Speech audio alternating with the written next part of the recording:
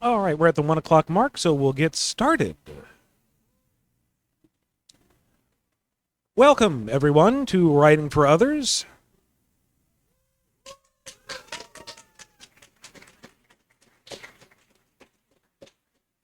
Thank you very much. You're all here, so I'm assuming you know who I am, but just in case, I am Ian Flynn, a freelance writer for a variety of things. You most likely know me for my work on the Sonic the Hedgehog franchise. That's comic books, that's animation, that's games, most recently Sonic Frontiers and Sonic and Shadow Generations.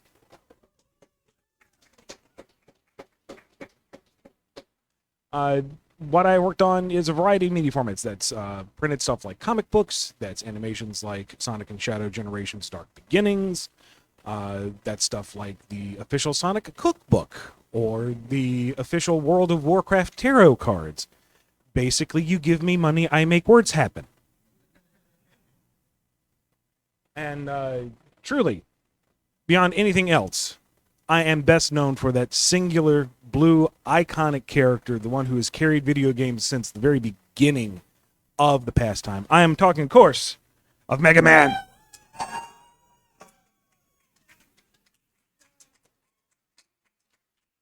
And for those of you a little confused because of what I said earlier, yes, there is a hedgehog involved. It's Shadow.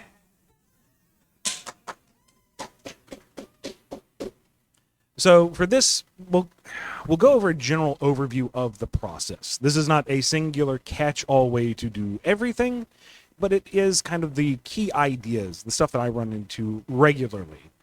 And it's at least a baseline for the understanding of how it works, or at least how it's worked for me. You can't say for everybody. So to start off, I think it's best to cover my philosophy on writing for others. And I like to liken it to being a chef, an on-order chef, where your client will say, I want you to prepare this dish. I want you to use these ingredients. I want you to prepare it this way. And so you do. You look at all that you are given, you look at the constraints that you're working under, and you prepare the best meal or script or product as you can. It's kind of like this.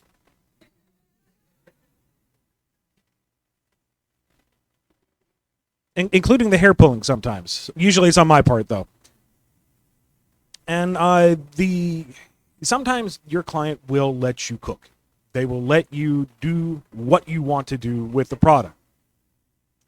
Other times they are a little more exacting in what they want. And you have to work with either scenario or something in between. It is my job to make it happen. So let's go down through the details on just how that process is. Again, generally speaking. When writing a script for something like a comic, you have to take into account it's not just the words on the page.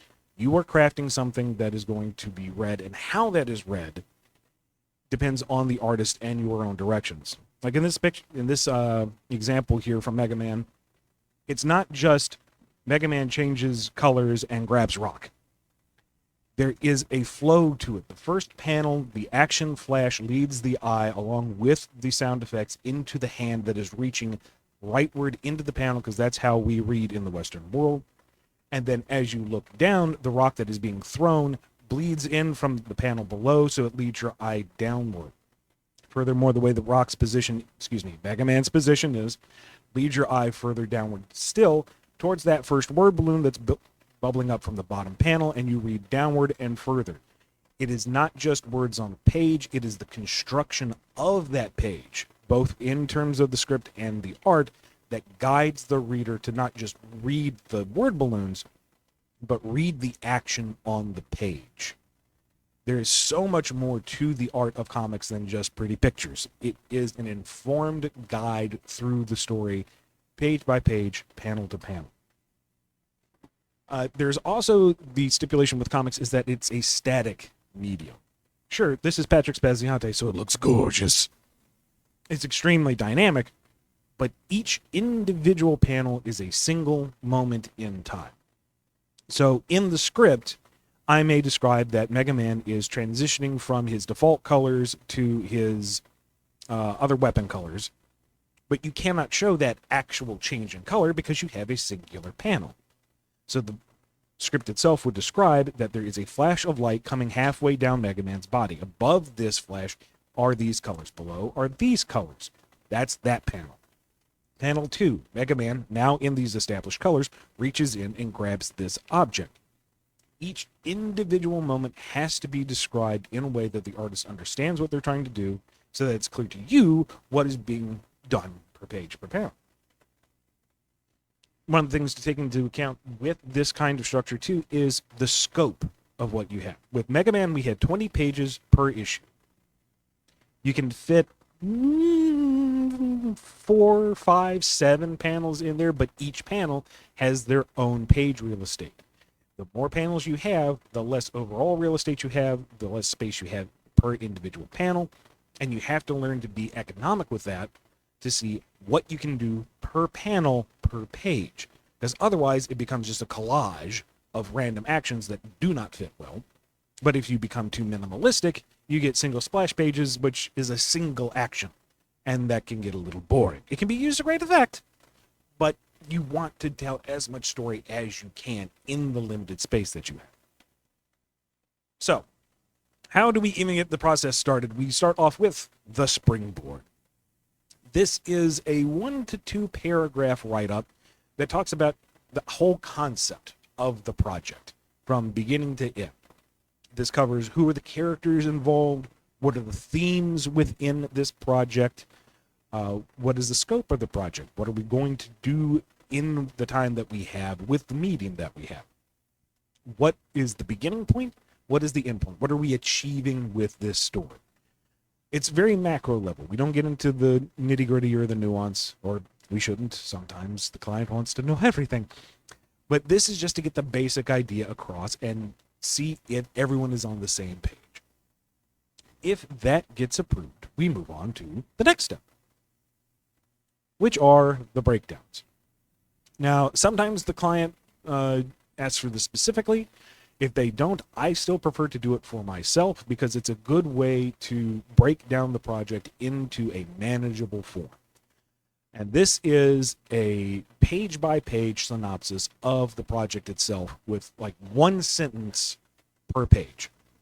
So in the previous page that we saw for Mega Man, the breakdown for that would be Mega Man confronts a robot with this particular weapon power. Doesn't have to be flashy. Again, it's just the core concepts so that when you're looking at this one-page synopsis of everything you're doing, you can see what's working, what's not working. What do you want, Kyle? Okay. We have...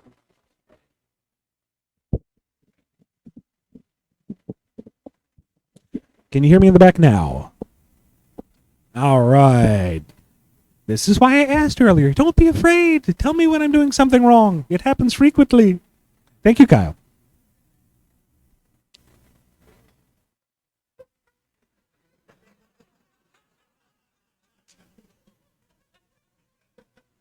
Well, that sounds like a personal problem to me.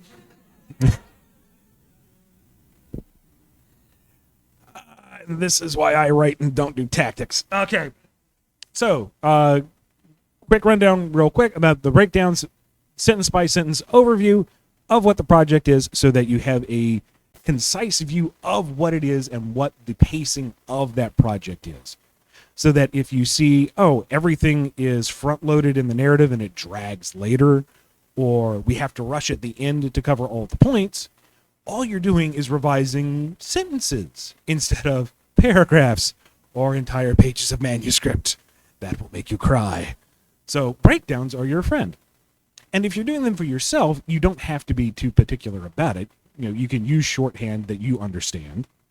Make sure you understand your own shorthand so that you don't come back to the file later and go, what did I mean by that? Not that that's ever happened to me.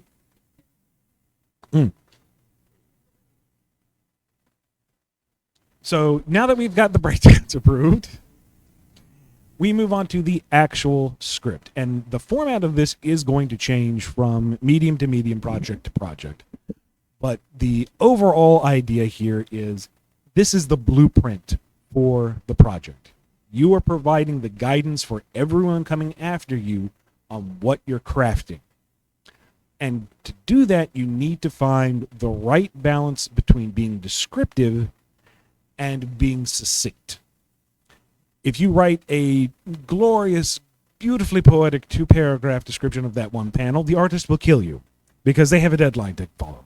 But if you write, the person walks into a room, what does that mean? What is in the room? Where is the room? Are they entering happy, sad? What are the details that they need to know? For me, what I try to do is describe each scene succinctly and within the context of what we have. So if we're establishing the shot, the opening the page, it's this panel 1 of approximately this size in this orientation on the page in this setting. These are the characters involved. These are what are they. This is what they are doing. This is what they are emoting. This is what they are saying.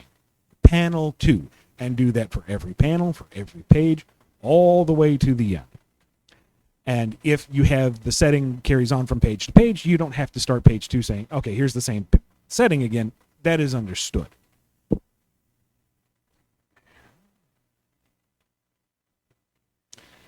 Again, this is getting into how we describe things. So the script calls for the character gets into a car. What car? Is it a VW Bug? Is it a DeLorean? Is it a Cybertruck? What is the car? Don't leave it up to the artist or the production team to figure out what it is on their own. They're very busy people. You are providing the guidance. And it's not just what is the car, what is the car doing? Is it screaming down the highway? Is it taking a leisurely drive through a mountain road? Is it driving across the water? What is it doing? Don't leave your artist or team speculating what's going on. And also the settings, the surroundings. What is it? Are you in a racetrack? Does that inform why everything's going on? Are we still not hearing us in the back? Okay. There was a tech support person here. Okay. Everyone, Kyle Kress from the Bumblecast.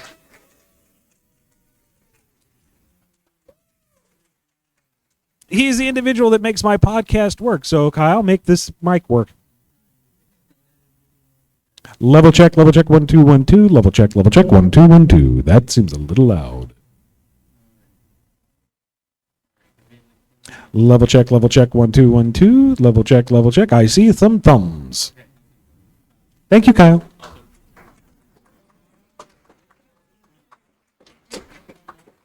I don't want the reverb to hit.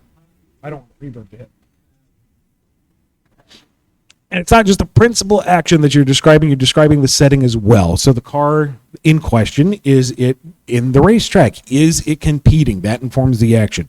Is it driving through a storm? That informs the action. That informs the pacing and the paneling and the direction. Is it driving through a burning blaze?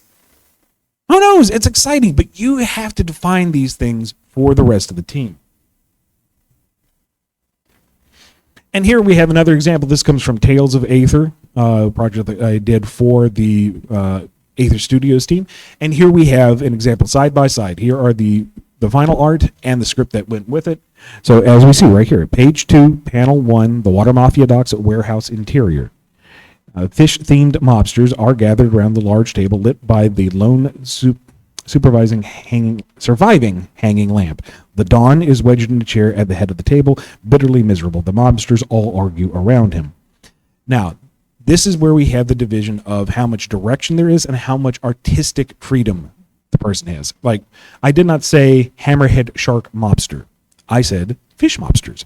But that's because I knew the artist was an incredibly talented and incredibly creative individual, and gave him the room and the freedom to create and have fun with these incidental characters that don't have names, who are not going to be reoccurring throughout the story, where the Don himself, who has reference art, is called out by name and has very particular direction to him. And it goes panel to panel, action to action. Now, this is very different when it comes to animation, because as we covered, comics are a static medium, moment to moment, panel to panel. Animation is animated. That's right, I'm a wordsmith for a living. Because what you do in a single page can be done within seconds of animation. And because of that, you cannot dictate the individual moments going on in a piece of animation, because otherwise it would just be a bullet point list and be really obnoxious. So when you come to something like animation, it's more of a guidance. So in this absolutely gloriously rendered fight between Shadow and Emerald. Sorry, buddy. Didn't mean to misname you. The scene calls for, here's the setting. It's in the nightmare scenario of the Ark. We have Shadow and Emerald squaring off, and the battle proceeds in this fashion. Not blow for blow, but here are the high points that Shadow needs to perform this move first before Emerald can learn it and pull it back on him.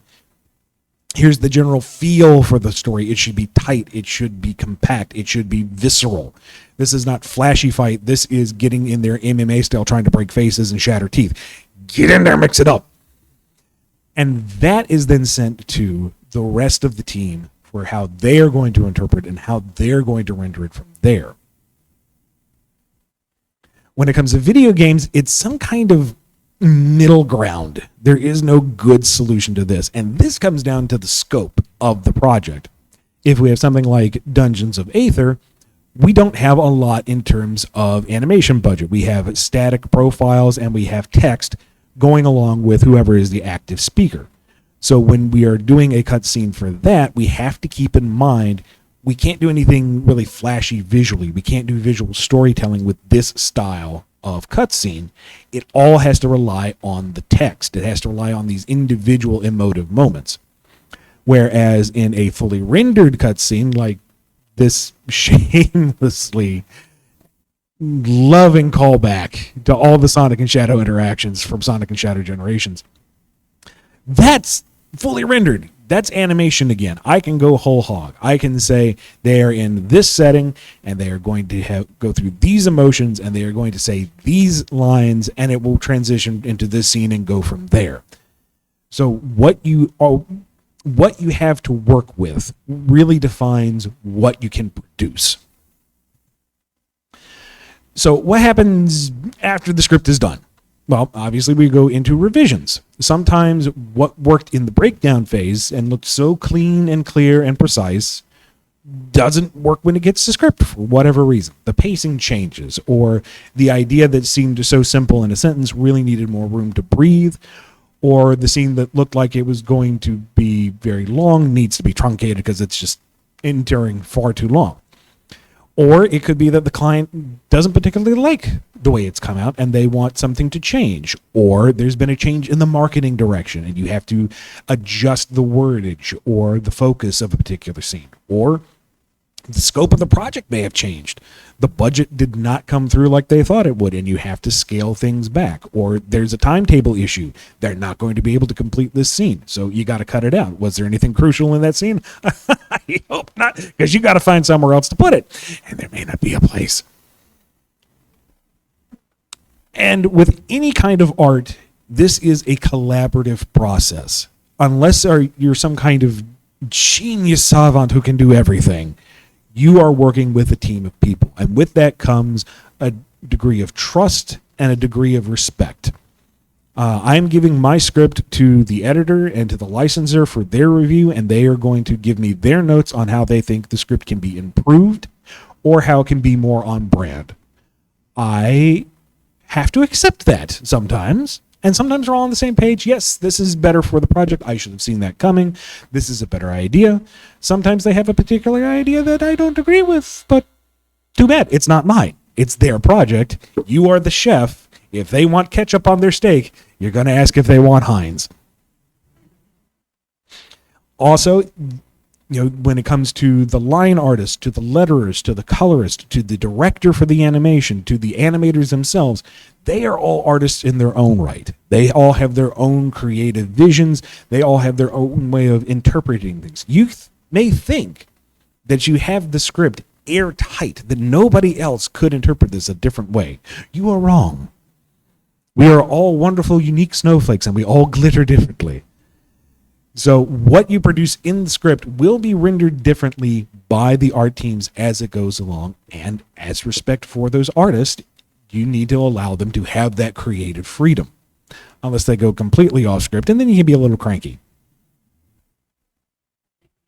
Yes, sir.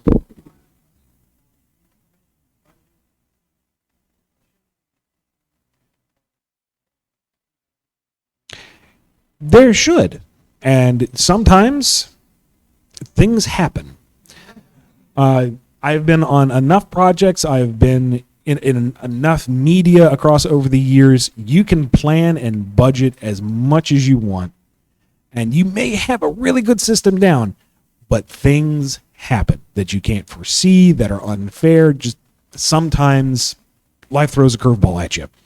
And it's up to the team lead to figure out how to handle that, but that still results in marching orders coming down. Hey, this needs to change, and you have to adjust from there. So, in conclusion, nope, too soon. In conclusion, that is the general process, that we begin with the overall core idea, the big concept for what I want, for what the client wants. We break it down into the larger themes, the general scope. What are we doing with this? Then we break it down even further into the minutia, the individual breakdowns. What are we doing beat by beat, moment to moment? We move on into the script, which dictates what will be the project. This is the foundational layer that the rest of the art teams will build off of. And then as the writer, you have to let it go, because you are no longer in control of this project, if you ever were. And it becomes part of something great and grander than yourself. And then it comes out, and you really should avoid social media, because for all the glowing reviews, you're going to get some stuff that you're like, no, that's not what I meant. Just watch the bloody thing. Anyway.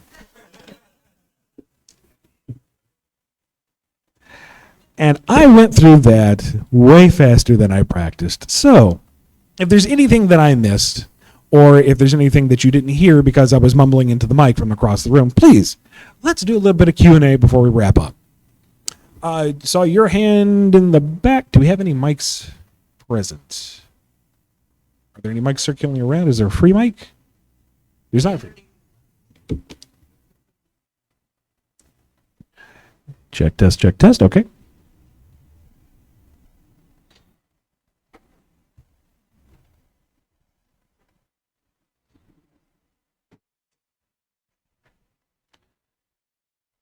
Kyle, if you would be so kind as to hand off the mic to people with questions. Thank you, sir.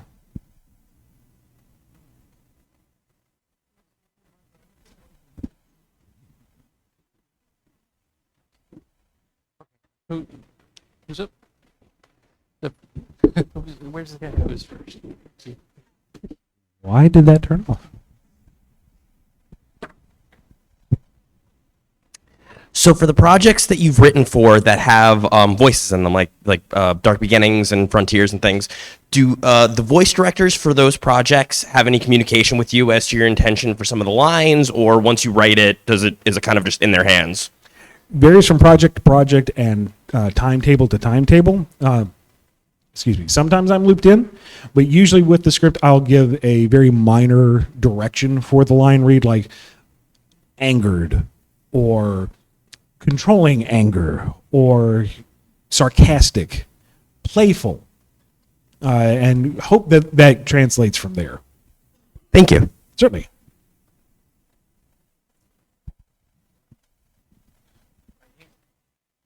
Thank you. Hi. Didn't know you wrote for Sonic. That's news to me. But I actually do have a question. You worked on a comic called The New Crusaders a long time ago. Really loved that book. And I'm just wondering what it was kind of like reinventing those characters, and if you had any pitches for guys like the Hangman. Did I have any pitches, he asks. New Crusaders, for those who don't know, Archie Comics had a stable of superheroes since the 1940s. And they keep getting reinvented every 20, 30 years. And New Crusaders was the first time in-house in over 40 years that they were going to try to get them off the ground. And I was in charge of writing for that. That was very much a collaborative effort. There were multiple editors involved dictating who the cast would be, what updates there would be and what the general direction was. So I did not have as much direct creative control in that as some other projects. But getting into the MLJ stable and seeing all the crazy characters that they had, I had so many plans, dude. I had like 2 years worth of stories that I wanted to tell with that. Unfortunately, it shriveled on the vine. Yeah. We have a few folks up here that have been patient. Yep. Right here in the pink. So, if you're looking to get into freelance comic writing on an existing property, is the process kind of similar to TV writing, where you'd write spec scripts and then send them out, or how would you recommend, landing a gig in that space? That is incredibly tricky because most of it is a catch-22. You don't get into the industry until you know somebody, and you don't know anybody until you get into the industry. I got a very lucky break and was riding on top of that the entire time. Nowadays, folks are way more aware of their own personal rights. There's a lot of concern over intellectual property and ownership, and how so many companies just milk creators to produce stuff.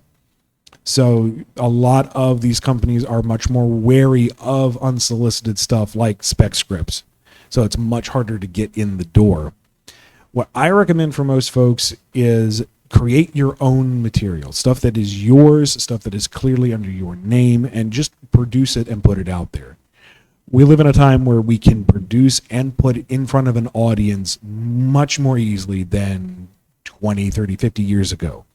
Cheap domain name, publish your own stuff through any kind of ebook situation. You can get your material out there for fairly cheap, and everybody's doing it. That's part of the struggle. But as long as you are tenacious enough with your own pursuits and passionate enough about your own creations, then you will more than likely get the attention of somebody somewhere, and they will say, hey, would you like to work on this? Additionally, and this is something I am very bad at, networking is crucial. Reach out to creators that you know and enjoy and say, hi there, I really like your work. I'm looking to get into the industry. Can we talk at some point? Share a coffee? Can I show you a script? Respect their boundaries, but also, be firm with what you want to do as well. And somebody may be able to say, okay, I like what you're doing. I have an opportunity. Let's see if we can work together on this, and take every opportunity that comes before you and just seize it, build on it, and go from there.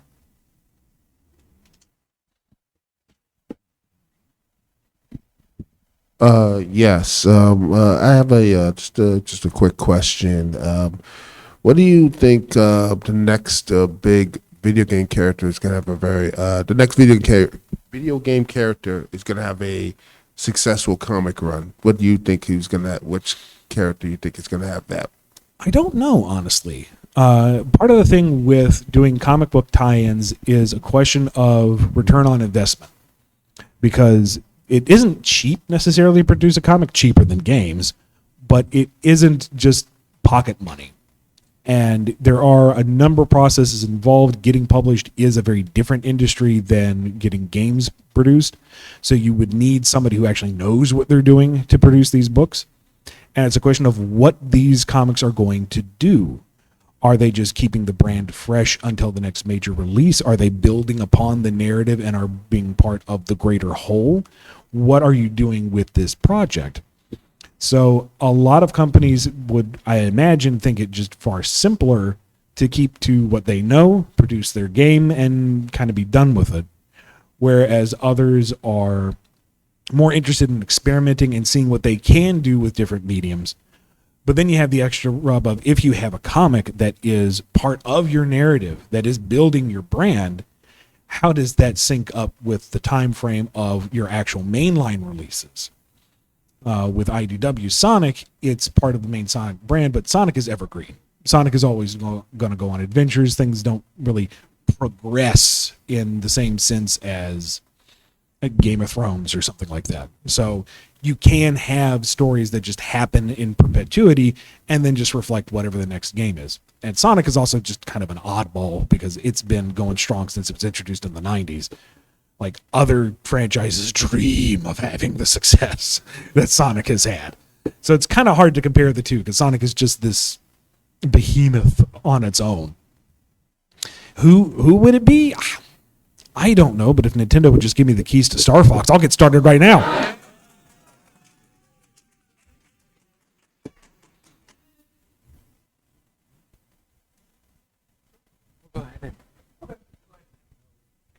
Down the road. Get your steps in for the day. I've been trying to think of the right way to phrase this, but shoot, I lost it.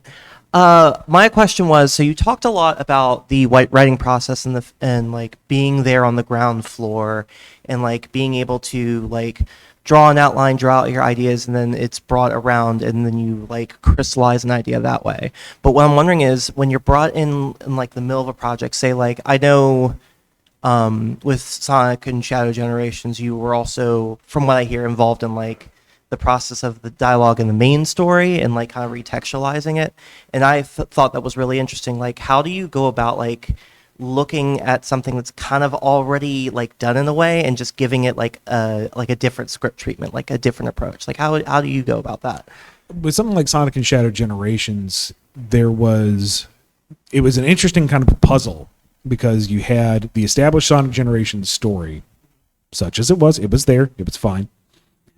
And there were the requirements for Shadow Generations. So the development team said, we're going to do a Shadow story. We're going to have these key moments that tie into the gameplay, and it fits into the story of Sonic Generations. Make that make sense. And this is where the simplicity of Sonic Generations is so wonderful because there wasn't a lot to work with. So you could just kind of slide things in anywhere. And there was this absolutely beautiful aha moment because Shadow had to start with a chaos. Stop that. We know it's Q&A time. Go away. Because Shadow had to have a Chaos Emerald since he used Chaos Control at the beginning of the game. Okay, Shadow has to have a Chaos Emerald. In Sonic Generations, when you fight Shadow for the rival fight, he gives you the yellow Chaos Emerald. Okay, so there's going to be a Chaos Emerald with Shadow and it has to be yellow. Wait a minute, Sonic Adventure 2... Tails made a fake Chaos Emerald. What color was that? That was yellow! Thank you, Sonic Gods! So when all those dots were connected, it's like, oh, this is easy. It writes itself. And you go from there. So with projects like that, with so many different factors and demands and considerations, it's a logic puzzle. Finding a very specific part of it that like just triggered that moment and then you just kind of work the workflow. Exactly. Just find like a diamond in a rough. Or Chaos Emerald in this case. Person with Luigi riding on their hat, Remy style.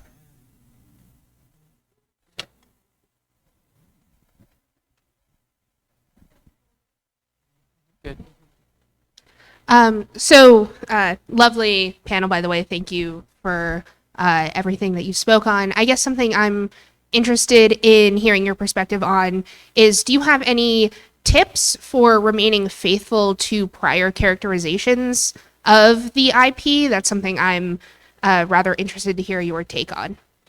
That comes with a lot of research. Go back to the original material, however much it is, and engage with it. See what it is that is uniform throughout. Like with Sonic has taken multiple directions over the years, but he is always cool. What cool means changes from decade to decade, but he is always cool. He's always irreverent. He's got that little bit of spice to him. Never really abusive, never negative, but he's a little spicy. And finding those key notes, distilling the character and their characterization to what its core elements are, and then seeing how that works in today's standards is at least one approach.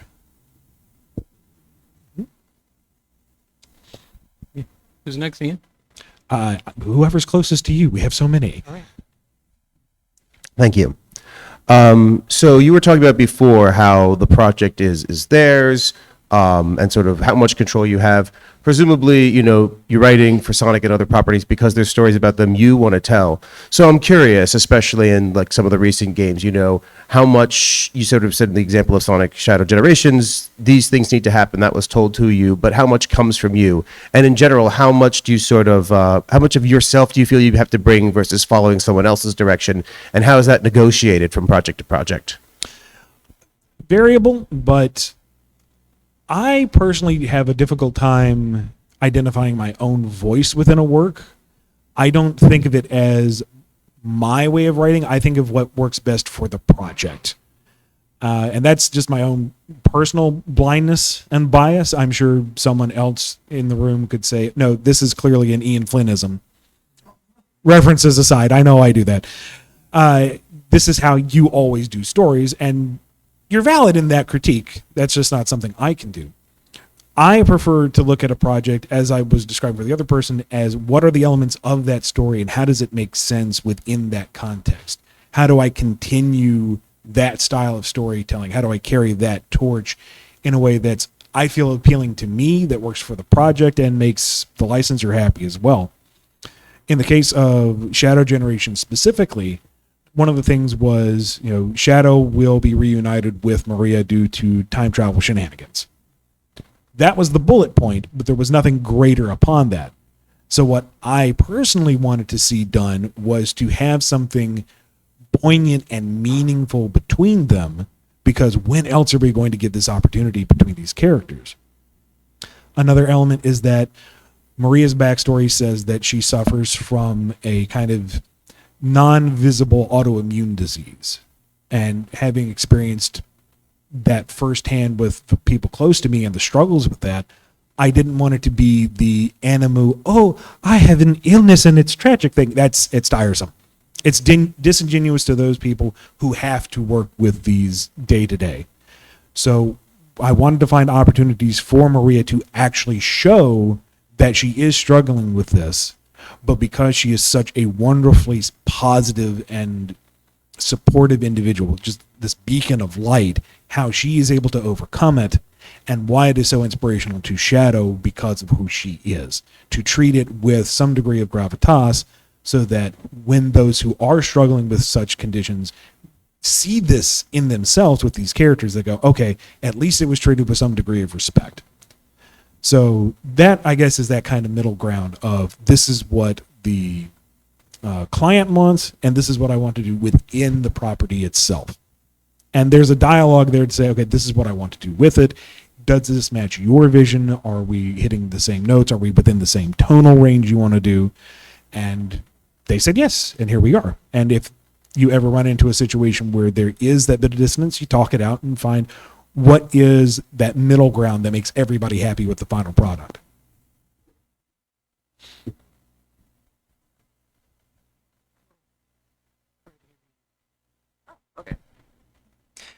Hello. As someone who has worked, as you have worked on projects that you have stated you are a huge fan of, and also you've worked on original projects like new IPs, or IPs you were less familiar with until you started working on them, how would you describe the difference in that process between something you were a fan of and stuff you had to familiarize yourself with later? Coming into a project that I'm not as familiar with just means it's more research on my part, and not just of the core material, but of what the perception of that material is. I mean, I like to put fan servicey stuff, tame, G-rated fan servicey stuff, references into my work because it's a little Easter egg for the hardcore fans to get excited over. And as a big fan of Sonic, that's second nature. I know this. But with something like Mega Man, where I am terrifyingly inept at playing Mega Man, I was not as involved with it. So I didn't know necessarily all the ins and outs, what the fans themselves would be looking for. So that was part of the research, was what is it that the hardcore fans are going to see and enjoy that I can give a little tip of the hat to. And with stuff that doesn't necessarily have a huge fan base like Mega Man, something that is brand new, What are just little elements that will get people excited? How are they going to connect with this material on a personal level and want to come back to it? All right, quick and easy. So when you were talking about the breakdowns earlier, I wondered what the sort of length and scope of that typically was, because obviously you do not just single comics, but entire story arcs. You run like the writing on several comics for many, many years. Are these something that you do just for individual comics when they come out? Do you like break down entire story arcs? Is there a breakdown of Sonic comics for the next 5 years sitting around somewhere? Yes and no. The breakdown of like the whole arc is part of the springboard process. So we're going to say in the first few issues, this is going to happen, and then by the middle of the year, this is where we're going to be, and by the end of the year, and these final issues, that's where we're going to wrap up. But you can't get too nitty gritty with that just by the nature of the pipeline. The breakdowns are for the individual issue so that you know what you're doing. It's much more manageable at that scope. And also because things can change down the line, you don't want to do breakdowns for 20 issues consecutively, because if something changes by issue 3, that's going to have a ripple effect all the way down. With something like animation or with a video game thing, you would break it down more into the beats of the narrative within the game. So we're starting in the first act, and then here is the major turning point, like the first boss in Dungeons of Aether. And then after this point, this character becomes recruitable. So now we're going to break down how that would happen and break that down into more of the flow of the game itself rather than pages in a comic. Been ignoring the back. So anyone back here have any questions? Okay, go up to toward the front. Closer to up here. So yeah, I just had a quick question about when you're starting to write a story for something new. Do you usually start with a theme as you're going into the story, or do you just start writing the story with the ideas you've been presented and then go from there to build towards a theme to kind of, I guess, which would end up in a better narrative? Depends on the project. Sometimes there is a very clear theme itself to build off of. And sometimes the project is, we want you to work with this character for this direction. And then it's finding what is the best theme to that. What is the best tone for the game? In the best case scenario, the client has a lot of this already figured out, or has at least the barest idea of where they want to go. And then you workshop that at the macro level to decide what do we really want with this? What is going to work best for it overall?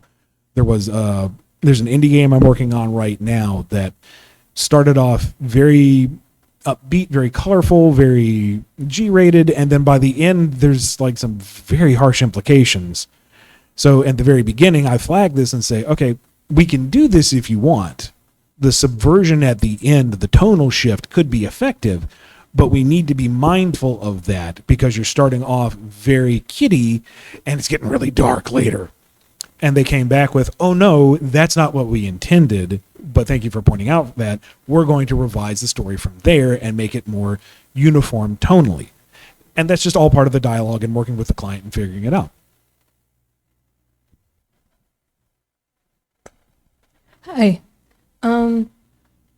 I work as a comic writer already, but what are some resources you recommend transitioning into animation, writing for animation? Because I know it's scripting, but as you mentioned, it's not so similar process. I never had any direct references. Well, okay, I didn't study off of any books or guides. What I did was I got a lucky break in doing a couple of episodes for Sonic Boom, the TV series. And in that process, I learned just by doing and applied that from there. So what I would say is, instead of just hoping somebody gives you a job and you learn on the fly, do what I did not and look up resources, find published manuscripts of TV series. Doesn't have to necessarily be animation, because a TV script is going to be fairly congruent between live action or animation because it is still an active form of media. So any published books on manuscripts for popular TV series or any scripts that have leaked, I won't tell anybody. And just to see how the structure is from there, because it is a little more uniform in that format versus comic scripting, which is kind of like whatever you want to do. Although I have been told by a number of artists that they really like my style of scripting. So if you want a reference to that, my website, bumbleking.com, has a sample script, or it should be if the link is still working, that you can download and see how I do it. And by all means, rip off my style. If it works, it works. It's bumbleking.com, bumble like the bee, king like the reigning monarch. Excellent. So, considering Sonic is a comic that's just basically kind of going on forever, how do you deal with basically having to have a new story to go as soon as the previous one ends? Like what kind of, do you have like a board that you just kind of write a bunch of ideas on, or that kind of thing? The beautiful thing about Sonic is it is such a rich and fertile environment for ideas and stories that it's really hard to run out of concepts to do. And generally speaking, the production of the comic is at best 6 months ahead of wherever you are. So if you have the newest issue in your hand, we are already well down the road producing the next story, and with thoughts on how that's going to be followed up even further down the line. When I was writing the comic, I would plot out at least the year worth of stories. And then by the time we got halfway through that, we were already workshopping what was going to be the follow-up arc after that. I know Evan Stanley works a little differently, but generally in the same format of work well in advance, and then by the time you catch up with everything you've planned, you're already planning ahead. Got a few of this? No?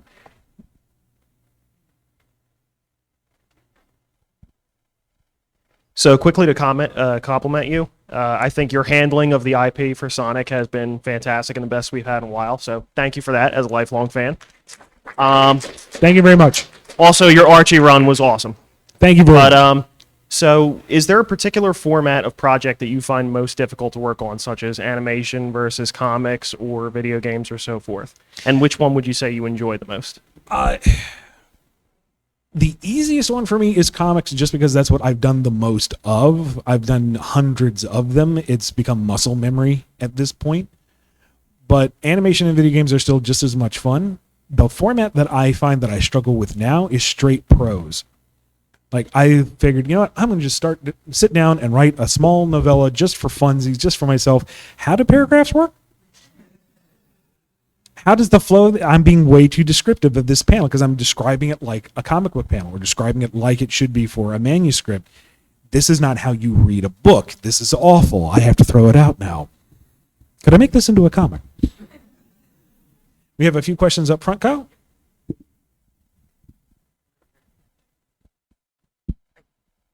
Hello there. Hi. A bit more of a personal question.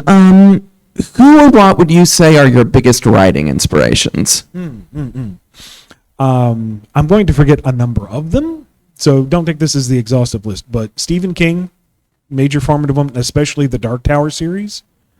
That warped me as a child, and that's where I am today. Jeff Smith, primarily of the Bone series, and just how you tell an engaging adventure like that without having explosions. That's what I'm still trying to learn myself. Not that I can endorse the man himself, but Orson Scott Card wrote a number of things that were very influential for me. Separating the art from the artist is a completely different topic. It is a difficult one, but you know, credit where it's due. And there's somebody else. I'm going to be kicking myself. Who is it?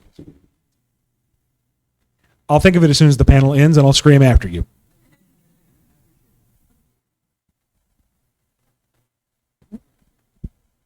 So, when making a new character, is it fully your decision, or is it the decision of your employer? And how much freedom do you have to decide how they act and how they look? That depends on the project and who is involved, but for Tangle, we were aiming for, I wanted to create a character that was specifically a female character because there's a lot of dudes in Sonic, and someone who would just be able to easily go on a fun adventure with Sonic in the style of like the way Tails does. Because Rouge, she's a spy. You need kind of a reason for that. Amy has her own personal dichotomy with Sonic that's a bit loaded. Cream is a child. Don't at me, you know she is. So someone who's like on par with Sonic emotionally and adventure-wise and such. So it's like, okay, let's work with a few ideas here. What can we work with? And the original idea was a rabbit named Tangle the Hare, which was an intentional pun, and I'm still proud of it. That was a nod to the original prototype design of Sonic from way back in the day. And the notes that came back from Sega were that we already have rabbit characters. Let's see a different species. And so we worked with Tyson Hess, who is the mastermind behind the Sonic redesign for the Sonic movies and Sonic Mania Adventures. Incredibly talented individual. And so we went through a number of concepts, and one of them was ring-tailed lemur. And that got iterated a bit. That went to Sega for approvals, and that also went through the editor to say, okay, we like this, it fits. And we eventually settled on that design. Same thing with Whisper. I had the core idea. I wanted a wolf character that was... So many Sonic characters are big and bright and bombastic. I wanted someone who was reserved, someone who could play the foil to that, and was not so subtle, not the Sniper Wolf out of Metal Gear Solid. Don't. But I didn't know how to make it work exactly visually, and so I said to Evan Stanley, "This is the idea. Make it make sense," and she did. And then Sega was like, "Okay, we want tweaks here. We want a color balance change here. We want adjustments to some of the weapon designs, but otherwise we're good to go." And it just goes from there. That goes for every single named new character in the comic. We got the 9-minute mark. Okay.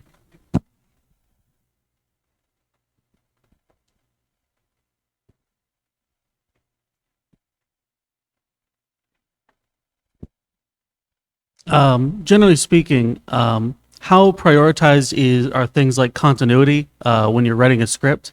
I'm sure it varies from client to client, but if you ever want to make like a writing decision that might contrast with a comic, 200 entries ago, that's like totally minor, is that still something that you would probably want to get rubber stamped, or would you just maybe slide it to them and hope they don't notice? I am generally a stickler for continuity, not just because that's what I prefer in a narrative. I like things to be as airtight as possible, but it's out of respect for the other creators who may have come before me and established something beforehand. I don't want to just necessarily throw something out because I don't like it. But if it's something that contradicts itself or contradicts material that has come since, or just doesn't vibe with what the material is today, then I would want to find a way to revise it so that it's still as valid as possible, but now is adjusted to work with what is the current state of the media. And if that doesn't work, then find some creative way over the retcon. And if that doesn't work, just get ready for the hate mail. Hi, so I was wondering, you mentioned earlier about having a foil to more bombastic characters. How would you express emotions in a non-emotive character without a narrator, right? So obviously in a book you could say something like he was seething with rage internally but didn't express himself, right? But if you're in like a comic or an animation, you don't necessarily have that narrator to express those. So how do you show or tell the emotions of a non-emotive character? That comes down to trust with the art teams and being very deliberate and descriptive in the script work. So with Whisper in particular, because she is so subdued and usually so reserved with her expressions, it needs to be stated in the script that she looks pensive, but she is absolutely boiling inside. That you explain the intention of the moment so that the artist understands how to render that and add the subtlety to it. There was a friend of mine who was working on a project where the writer was writing a mystery, and they kept everything a mystery to the artist. They said there's a shadow on the wall. A human shadow? masculine shadow, feminine shadow? What is ominous or what? What is the shadow? And the guy wouldn't tell him because it's all part of the mystery. No. You are part of a team. You are supporting each other. Give everyone as much information as you can and trust in them and their ability with their craft to realize your vision.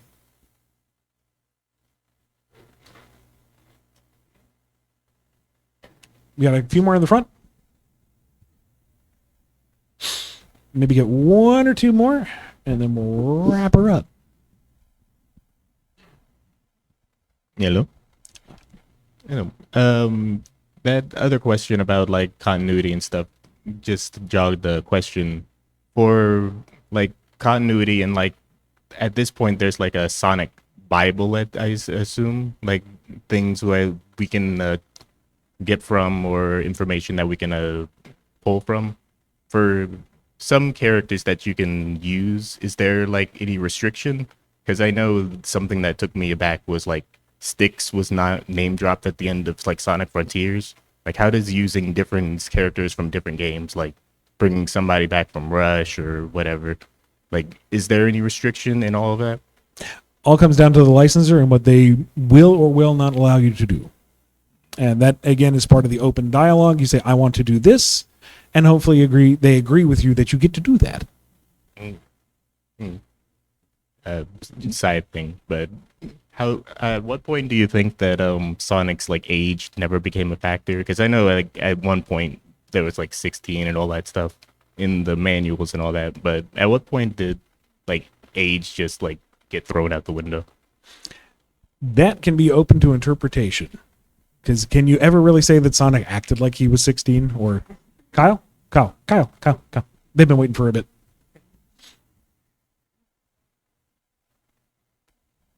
Just out of curiosity, and if you can share, is there any specific concept or thing you wanted to do with a character you really, really, really, really wanted to do, but the IP owner said, no, you can't do it? Nothing immediately springs to mind, and that's probably tea I shouldn't be spilling just yet. Once I'm old and have given up, sure, I'll spill all the tea, but not yet. One more if you can hustle to the back. While Kyle is hustling, join us Sunday for another Bumblecast live. That'll be at 9:30. We'll do nothing but Q&A, kind of like this, me and Kyle. We also have a panel tomorrow at 10:30 with a number of other podcasters talking about the process of getting that going. And I have a panel at midnight. Come watch me mumble drunkenly into a mic. Way too late at night. All right, our last question is... Quick question for, guessing for Sonic. Is there any characters that you miss writing for or about that you can no longer do anymore? I've had the privilege of being able to write a whole bunch of them. I mean, I miss the Freedom Fighters. That's just kind of a victim of circumstance. But I enjoy all the characters to some degree, so it's always fun to get another chance at just about any of them. All right. Thank you so much. Thank you for enduring the technical difficulties.